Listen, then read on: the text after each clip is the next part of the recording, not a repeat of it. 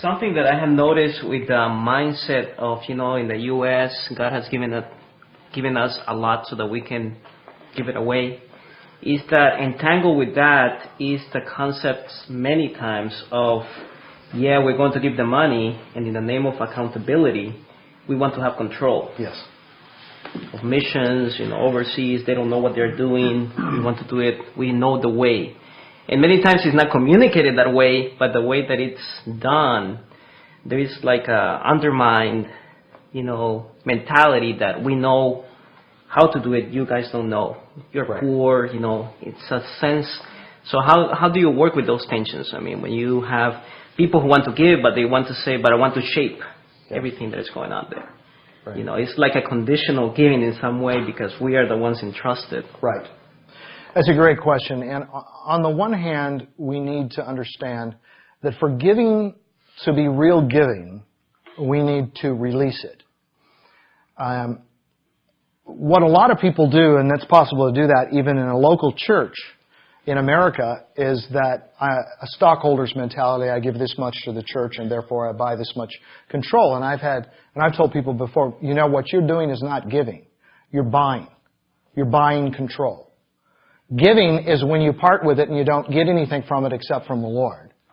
But all you're doing is you're putting money in the offering, but you're purchasing power with it. You're purchasing control, so you're getting the benefit of that. That's not giving, so don't think of it as giving. A lot of people are not real open to that line of thought, but nonetheless. Now, in the area of missions, there is I think that givers here who know nothing about what's going on out there should not even seek to have they should have accountability to the degree that they can have it with the people they're giving to here, and make sure that this is an organization that's well run and integrity and all that. Then that organization, as it distributes funds in whatever part of the world it might be, needs to take precautions to not have large amounts of money put into the hands of individuals. That, I think, is a huge mistake, and it's made all the time. And I was just talking with a friend about a situation in Sri Lanka where after a major crisis, the money starts pouring in, and then somebody says, well, this pastor is a wonderful guy, and he is a wonderful guy, and we're just channeling the funds into his bank account.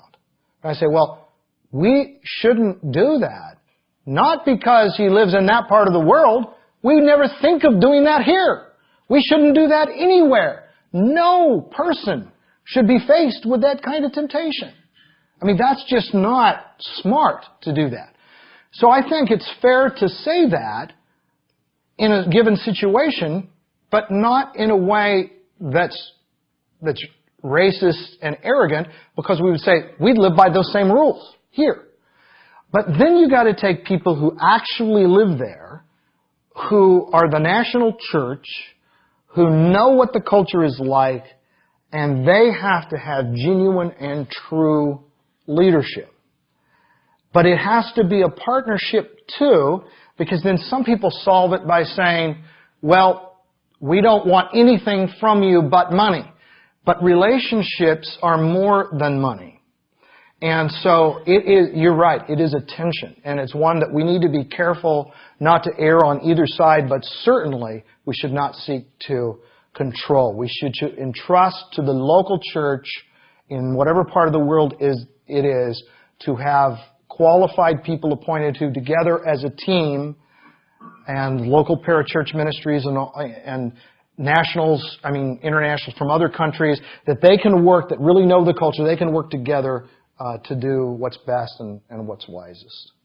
There's not an easy answer to that question. I wish there was.